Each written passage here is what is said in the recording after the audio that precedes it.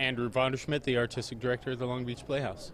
I'm Harry Saltzgaver. I'm the executive editor of Gazette newspapers and the author of this little endeavor here. So we're going to come back to the Playwright here in a moment, but Andrew, first tell us what this is all about.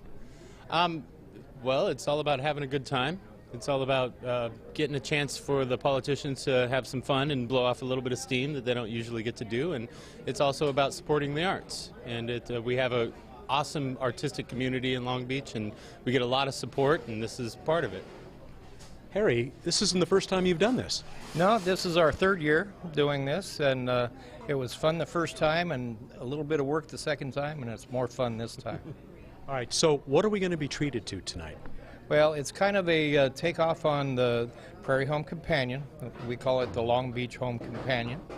And it's just basically we base all of the skits that Garrison Keillor has done so well for so long here in Long Beach, and kind of talk about some of the Long Beach stories and make them have a little fun with that. So this would explain why I think I saw a couple of cowboys I recognized. That's right. We have the Lives of the Urban Cowboys, and we also have the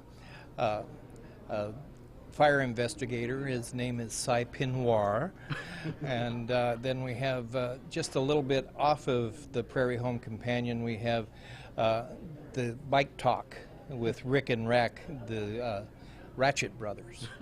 So we have a little PBS fun. It helps to be a public radio fan. It too. does, yeah. To understand all of the inside jokes from that side, you really do have to have heard some of these shows before. But there are other jokes that are pretty easy to follow, I think. I don't know which of you is better to answer this, but how do you pull in such an illustrious cast? Well, my answer is that they all support the arts. They all really care about what we're doing at the Playhouse and everywhere in Long Beach as far as enriching the community. And also, it's a lot of fun for them, so it's kind of an easy sell for them. But I think Harry could speak to how we actually made those contacts and got them involved. Well, actually, there are volunteers with the Playhouse who reach out. But we've been real fortunate. Governor George Deukmejian has been in it every year. And when you got a name like that, the rest of them just follow, I have to tell you. Randy Gordon has been in it every year. And, you know, we've had a lot of city council members, and they like to do that. You know, I've got a skit with Cy Pinoir happens to be the fire chief, Mike DeRee, and his landlord is Jerry Shipsky.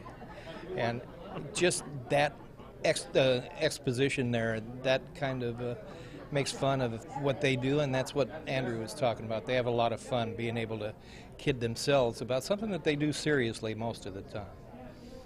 All right, other than the fame and fortune that this is going to earn you, no doubt, why do you get behind this? And is this something that kind of fits into the role of the Gazette newspapers? Well, both ways.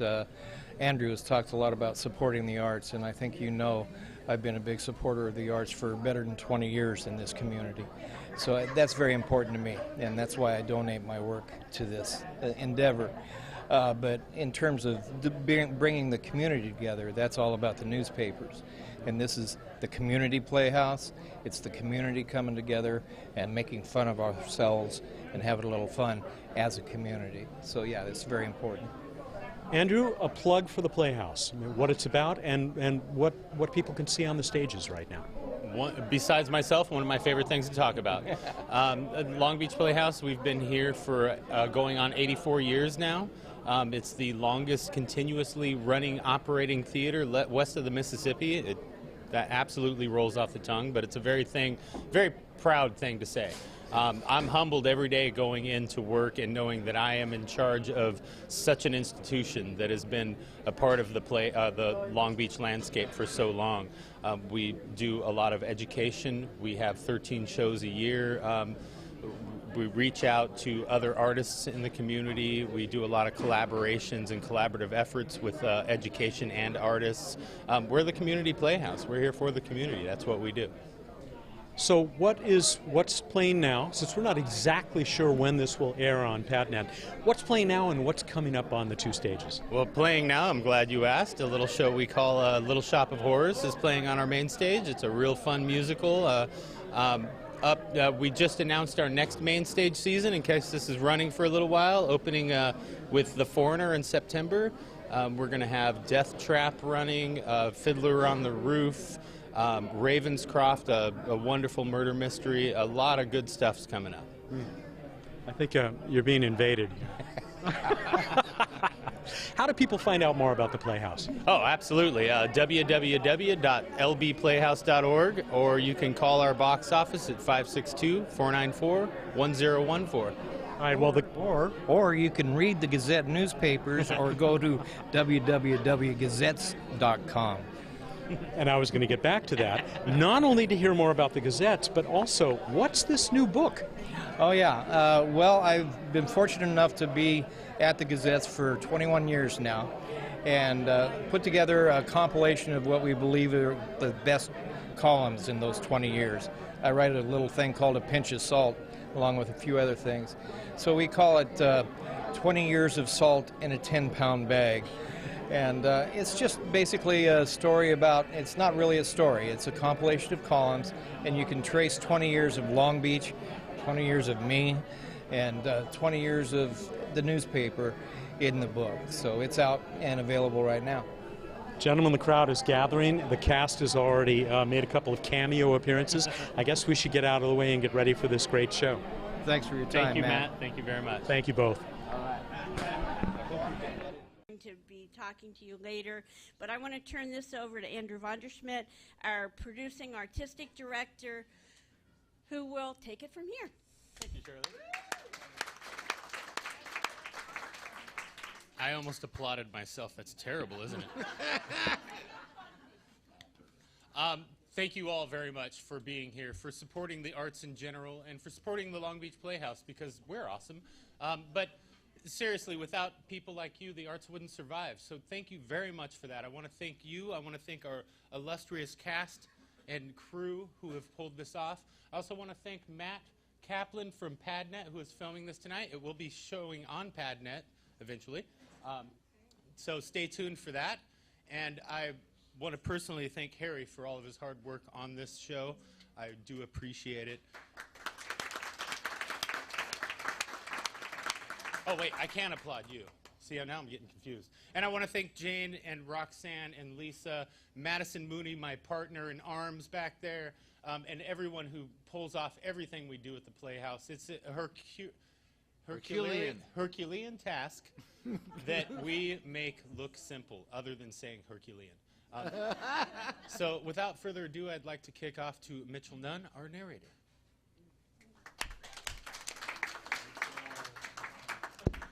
Good evening, ladies and gentlemen.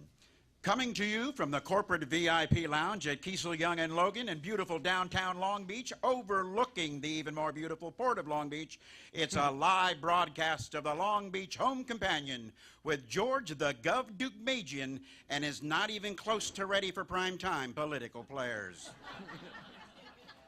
Featured this week are Evan, the historian Browdy, Blair, the organizer Cone, Laura, the runner Dowd, Mike, the chief Duree, Randy, the advocate Gordon, Gigi, the director Meese, Justin, the event Rudd, Jerry, the opposition Shipsky. Doris, the mother, Topsy Elvord. And sound effects from Art, the voice, Levine. In tonight's show, we'll hear about the lives of urban cowboys, Hefty and Rusty, Cy Penoir, private investigator, the writer Diane and her mom, and a special visit from Rick and Rack, the Ratchet Brothers, from the popular Bike Talk Show. But first, here's a word from our sponsor, Wetlands Travel Adventures, with our host, the Gov. Picture yourself on a gorgeous Southern California morning. Birds singing, the wind whispering through the palm trees.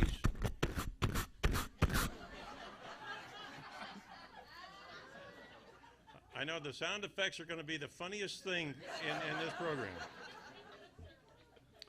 Make your way past that panhandler, and there you are at the Wetlands Travel Adventure. It's a booth right at the entrance of the Long Beach Wetlands.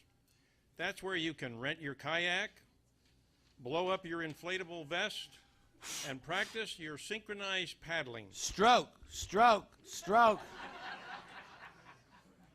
Long Beach Wetlands is a favorite spot for bird watchers, and there's plenty of other wildlife too. There are coyotes, Ho! frogs, groundhogs. Oink, oink. Good day job, man. That's the rodent groundhog, Oink, squeak. and of course the great sea turtles. Buzz. Oh, so tubular, dude.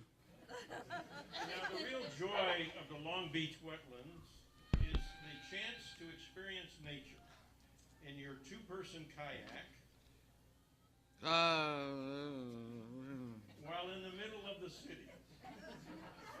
You'll even be able to get up close and personal with the famous iron donkey. Squeaks, squeaks. So the next time you're bored and don't know what to do, Daddy, let's play.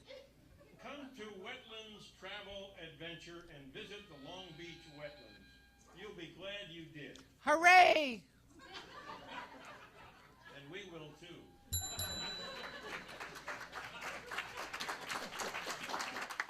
That's sound man Art, the voice Levine.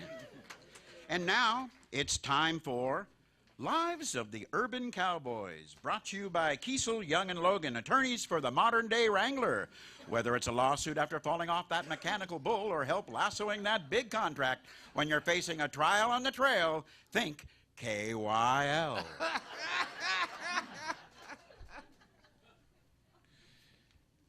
Well, Rusty, here we are. Get yourself out of the Bronco. That was a pretty rough ride across the God-forsaken desert there, Hefty. What's the big idea leaving Palm Springs without checking the air conditioning? What do you think I am, a cowboy? Exactly, Rusty. An urban cowboy these days, but a cowboy all the same. You sure don't mind playing John Wayne out there in the Indian casino, did you? Well, you got me there, Hefty. I wanted these arrowheads for the Long Beach Hysterical Society, you know. Well, you lost most of our grub steak trying, and I don't see any arrowheads in your poke. It's a good thing we got that that email about a job here in Long Beach. I still don't understand this whole deal. What did the sheriff mean, round up something that might not even exist? Well, you got me there, Rusty. We just have to find that sheriff and find out. What say I pull the old Bronco up up at that bar there, and we can ask.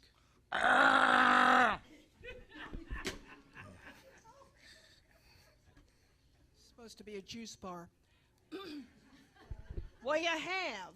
A bottle of rot gut and a dirty glass. Hey, this is a juice bar, Jughead. Nothing rotten here.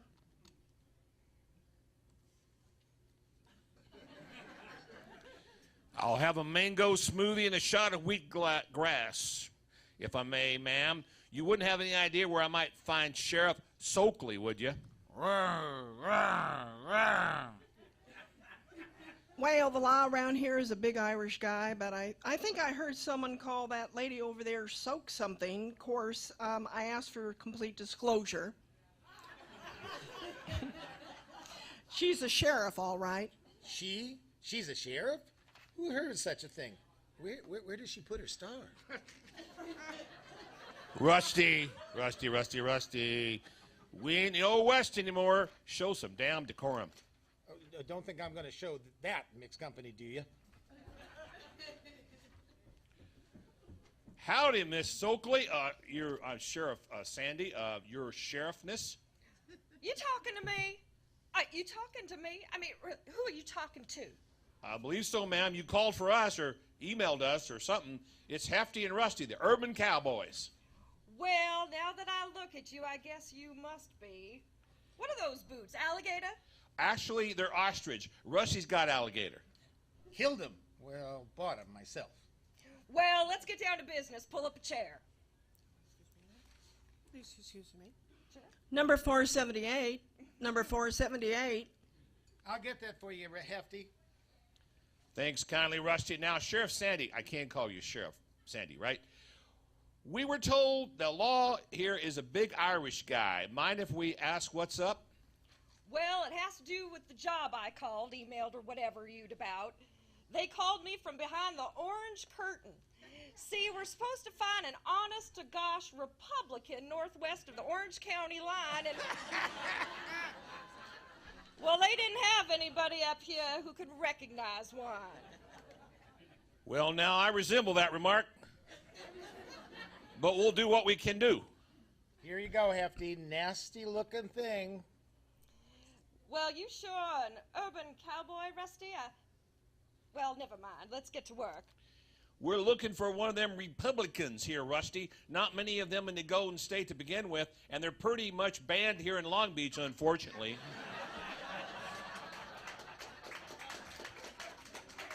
What in the world would we want with one of them?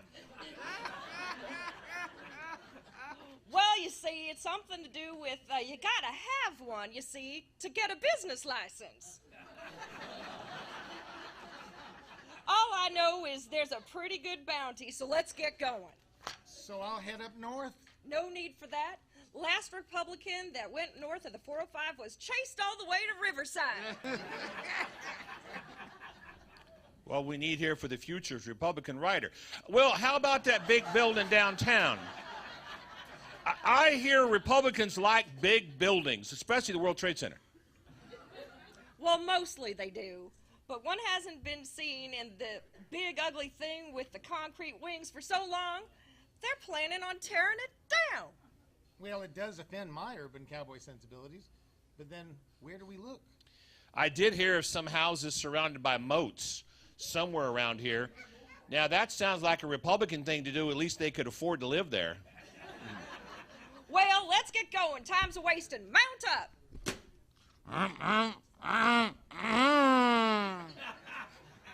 Keep your day job. Plenty of big Republican-type houses out here. Where are we supposed to start? Well, there's a big clubhouse over there. Says LBYC. LBYC? Was that Long Beach Young Conservatives? Worth a shot, if you pardon the pun. Howdy, ma'am. Do you have any Republicans here? Well, Sonny, we used to keep a few in the room downstairs, but I think they got away. Not even any young ones? This here is a yacht club, you whippersnapper. No one under 55 is allowed.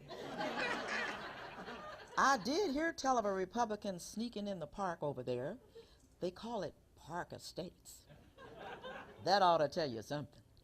Well, can you give us something to go on? Some of you Long Beach Democrats look a lot like Republicans to us Orange County types. Well, he tried to fit in by riding a bicycle, but we figured it out, and we found out that his last name had 2 capital letters, D something or other. A Republican name if I ever heard of one. Wait, there he goes now. Go get him, boys. Hefty, you best go. I can't run in these boots. You know it. Sure thing, Rusty. Right after I sing Sandy a little song. No.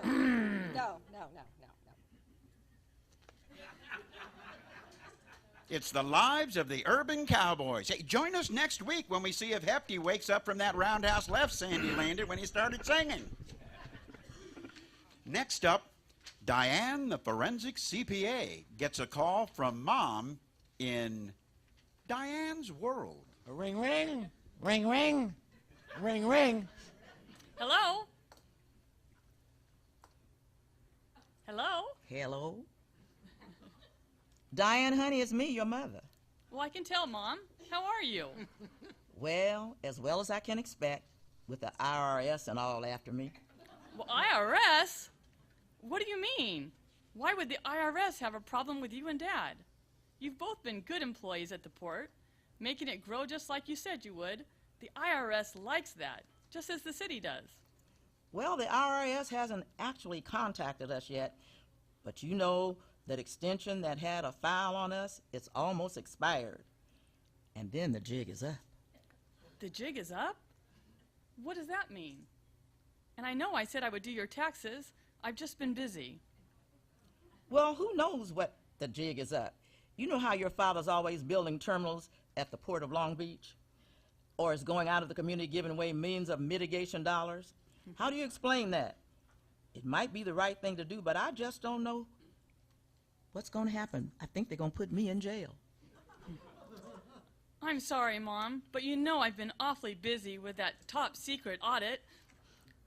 I think I'm really close to finding out where all that oil money is going. Well, honey, that's fine, just fine. I know how important you are and how important your work is. I don't want you to worry about me. Your father and I will be just fine when they've taken it all away. Taken what all away? You're not making sense, Mom. And I'm telling you, this oil money is a big thing. We're talking millions. Millions, I say. Well, I've heard that's what they do. They take away everything you have, and if you don't have enough, they put you in jail. Of course, then you wouldn't have to worry about us anymore, would you? What do you mean, worry about you? I'll always worry about you. It's just that if I can find where that oil money is going, we might be able to solve all the city's problems, or at least its one-time problems. Well, that would be just fine, Diane. I know I never want to stand in the way of that. We'll just deal with your dad on a one-time problem. It's enough to know that while we rot in jail, you'll be a fiscal hero. What jail? You're not going to jail. The IRS doesn't put people like you in jail. And unless I can find where that oil money is going, there won't be a way to get from that fancy new courthouse to the jail anyway. Well, now, that's just the best news I've had all day. I suppose that'll make me walk to my cell. Now, Mother. Well, I mean it, Diane. All I've cared about since you were born was to see you succeed. I'm willing, I say, to sacrifice all of this for you as an outgoing sacrifice, you know. Day in and day out, a sacrifice. All for you. Mom, I just need a little time. There's one more person I have to audit, and I'm supposed to meet him tomorrow. He's got control of the oil pipes and even some of the gas pipes, but all I know are his initials are CG. Dum, da-dum, dum. Well, now, that's just fine, Diane. Lord, I've wanted you to find a man for so long, such a long time. I've heard that comfort while I was away in jail. Knowing that you found a man will be all I ever want to hear. You're not going to jail, and I haven't found a man. I told you, I only know his initials are CG. Dum, da-dum, dum, dum. Well, don't you worry about me, Diane. It's a mother's lot in life to suffer for her child. At least when I'm in jail, I'll know that I get 3 hot meals a day, even if it's just bread and water. Now, Mother. Well, Diane, you know it's true. And if I don't get those tax forms done, I can still help you. The man's name is a gem, some kind of a gem, a real gem. Garnett it is, Chris Garnett. Garnett isn't a gem, Mom, but that's Chris Garner is a gem for sure. And he might just know something about all that oil. Well, maybe now you might think of your poor mom a little, just for a 1040 or a 1099 or two. Will tomorrow do? I'll come see you tomorrow, Mom, okay? Well, Diane, I love you, you know. I love you too, Mom. See you after I see that Garner gem, okay? Well, I suppose. Good night, Mom. Good night, Diane.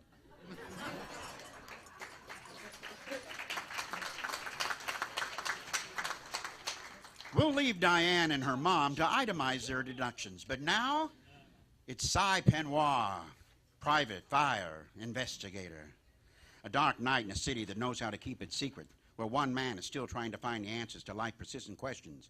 Cy Penoir, private fire investigator.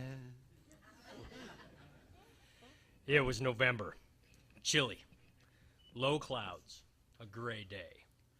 My landlord Doris had just turned on the heat and the radiators were complaining about it.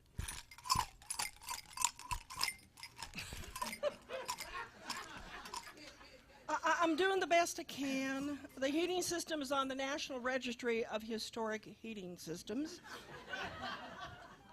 I can't upgrade it without going through the Heritage Commission. And you know I won't do anything without following procedure. Well, I knew a little about procedure, too. I was part of the system once, before I found out how much the retirement package was costing citizens. When I said something about it to the union, well, let's just say I decided I can investigate fires privately, too. Pinois, how are you going to pay for this heat anyway? Sounds like a snake. You're 3 months behind on rent now. When was the last time you ever had a fire to investigate anyway? Well, she had a point. I had been chasing fire engines for the last few months, and all I'd seen were people who were sick or who had been in an accident. So why don't you look for another line of work? It's not like this fire thing runs in your family or anything. Maybe you should start, I don't know, a hot dog franchise. Well, I'll have you know I finished first in the Acme Fire Investigating School class I was in. There were 3 of us. So how do you explain those calls about smoke down the street when it turned out to be the jacaranda trees in bloom? Ah, Doris, you know I'm colorblind. Anybody could make that mistake. Besides... That's a siren, not a cow. Fire engine. I'm sorry, Doris. I gotta go. This may be my big break. Well, my fine friend, I think I'll come along with you. This may be my back rent. Besides, it's been a long time since I've seen a real live fireman.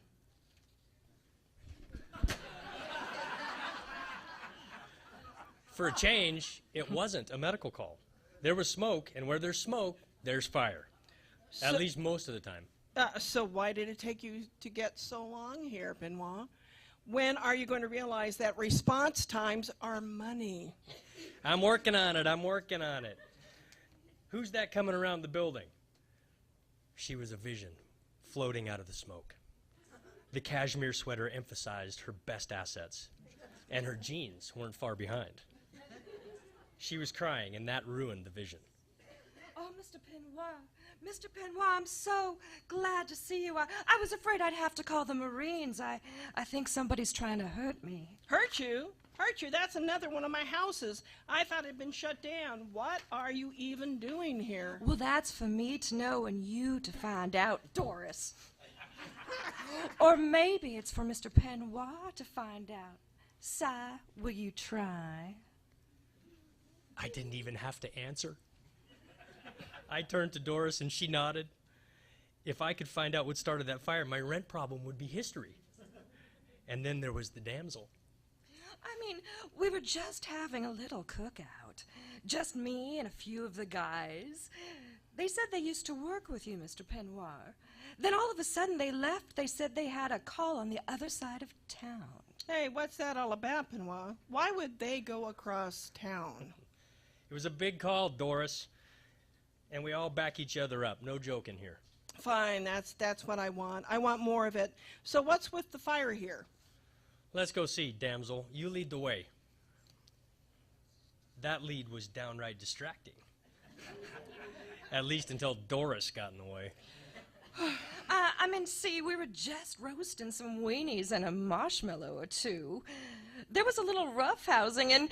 Hey, I'm the investigator here.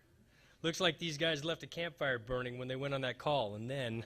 But they're firemen. They're supposed to know about fires, so why... Sorry, Doris, but the politically correct term is firefighters.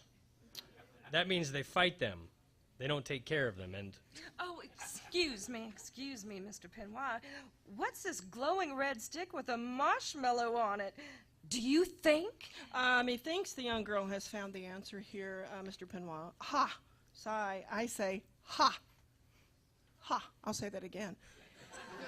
You've lost another investigation, so now you're back to square one. well, not quite. I think I found a partner, right, damsel? Hey, where are you going? A dark night in a city that knows how to keep its secrets, where one man is still trying to find answers to life's persistent questions. Cy Penoir, private. Fire. Investigator.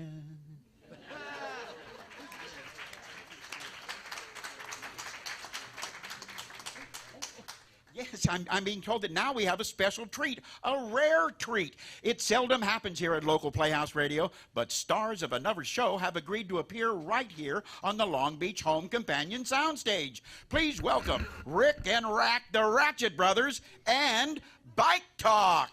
Welcome to Bike Talk. Now, can someone tell me what we're doing here? The same thing we always do. Talk about work so we don't have to work. Well, since we're here in the middle of Bike Talk Plaza, we may as well talk about bikes. You know, that's what's making the little burg famous, don't you? Yeah, don't I ever. Listen, I checked Bikers World this morning while I was, well, in my reading room, if you know what I mean. Well, anyway, it said Long Beach is spending more on green paint and rounded curbs than any other city in the West. What's that all about anyway? That's what we're here to find out. Maybe our first caller can help us. Hello, you're on Bike Talk. This is Sammy from San Dimas. Is that Sammy with a Y or an IE? What? A Y is a guy, you utz.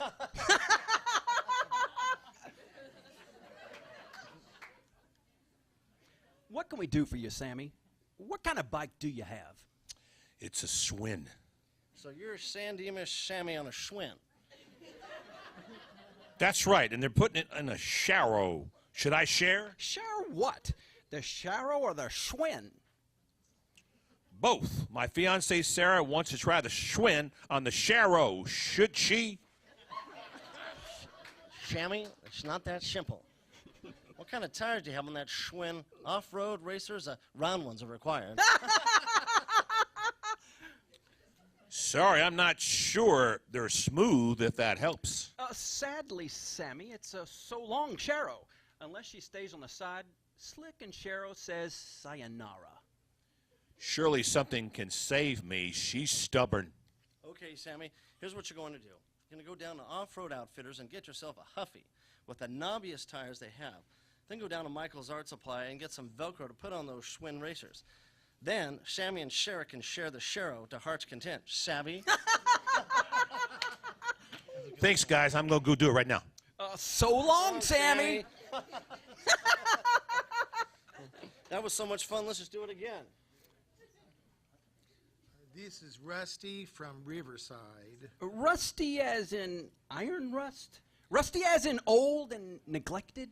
Hey now, Rusty is as in redhead. Now we can talk about my ride.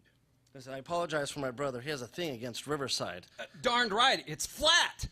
I can never find the river and cheaper than Long Beach.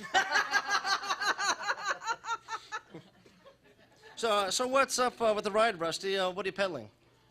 It's a beach cruiser, and my problem isn't really the ride.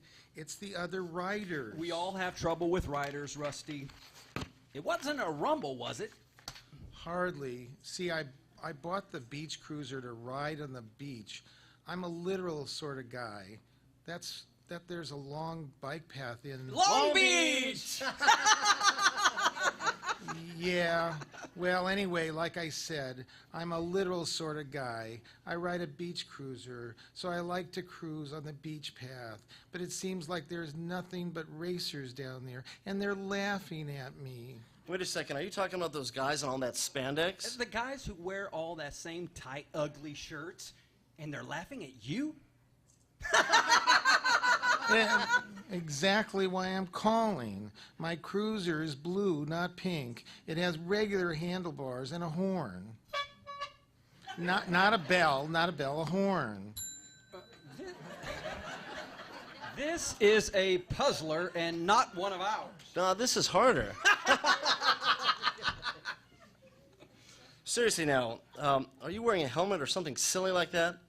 Oh, well, a helmet, sure, but nothing silly. A lot of them wear the same brand. Do you always wear the same thing when you ride? A funny t-shirt? Something to do with hot dogs, maybe? Well, no, I change my shirt at least once every 3 or 4 days.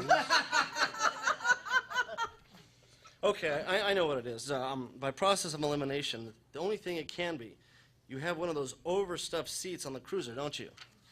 Well, yeah, I have this condition, see. That's enough there, Rusty. This is a family show. Yeah, well, if you're thinking what I'm thinking, this is not very family-friendly. What's so funny? You guys laughing at me, too? No, Rusty, my man, it's your seat. Or at least your bike seat. Well, we've done tests on that overstuffed seat in our garage, and every time you sit on it,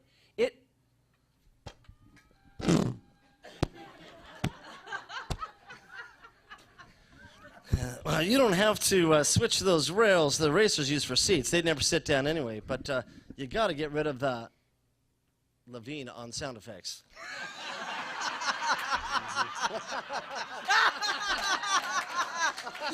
Oh, we'll be right back with the third half of our show. Yeah, Rick, it's not our show. Oh, that's right. Okay, well, folks, don't ride like my brother. And don't ride my mic, brother. And there they go, the Ratchet Brothers riding off into the sunset.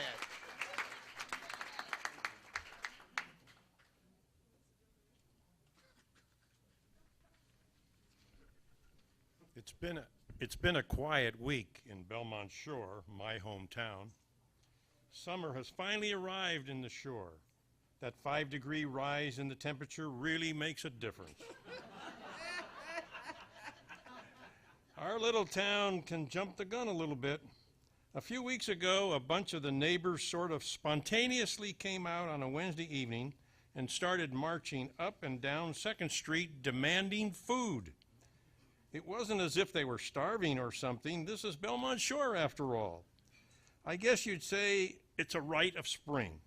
At least they do it right before summer. Spring is a relative term in Southern California, you know. At any rate, it worked pretty well. So well, in fact, that they turned out the next night, too, and summer weather arrived right on time. The school kids still have a couple of weeks to go in our various temples of learning, but the university over by the hill had its big party a while back. It was quite the party, too. They were saying goodbye to their king. It was King Alexander I. His reign on the hill was pretty short, only a few years, but he did manage to put a little more luster on that blue pyramid that they have over there before he left to take over the kingdom of Louisiana. At least it will be an orderly transition of power. That's more than our fair state can say just a decade or so ago when the Terminator fellow decided to take over. All we know where that ended up. Of course, it wasn't his fault. The economy tanked, and you have to admit it's starting to look like he was right when he said, "It'll be back." We've seen some impact in Belmont Shore for sure. There's been construction crews at several places. What's more, Roe says its indoor restaurant is coming soon. Hey, there's more people here who know about Belmont Shore. Well, we're just like every other burg in greater Long Beach, though. We're all talking about the new glass wonder coming together downtown. I have to admit, it's one of the prettiest things I've ever seen that wasn't named Gloria. It didn't happen easily, though. I still remember the meeting I had with that Republican fellow from Cerritos and the Democratic fellow who hangs out in that old tower downtown. When they started working together, you could have blown me over with a feather. Shouldn't be surprised, though, because the fellow in the tower seems like he really likes to build things. Can't say I'm totally opposed to that. In fact, we're counting on a little building in Belmont Shore. We have this big sort of historic building we need to replace. It's sort of a long story, but let's just say it has something to do with being in California and shaking things out. All the shore kids still have places to swim, and those miniature lifeguards are still running up and down the sand, but it's just not the same what with those Olympic doors closed. I guess you can tell I think buildings are pretty important things, but they're not nearly as important as the people in them. That's always been the strength of Long Beach and Belmont Shore, the people, which is exactly why I'm proud to say that that's the news from Belmont Shore, where all the women are strong, the men are good looking, and the children are above average.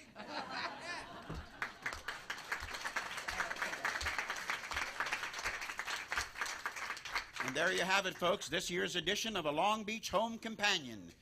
This week's show was written by Ed Itor with an assistance from Salty Z. Special thanks to the 2013 Long Beach political players, George Deukmejian, Evan Browdy, Blair Cohn, Laura Dowd, Mike DeRee, Randy Gordon, Gigi Meese, Justin Rudd, Jerry Shipsky, Doris Topsy-Elrod, and the sound man extraordinaire, Art Levine.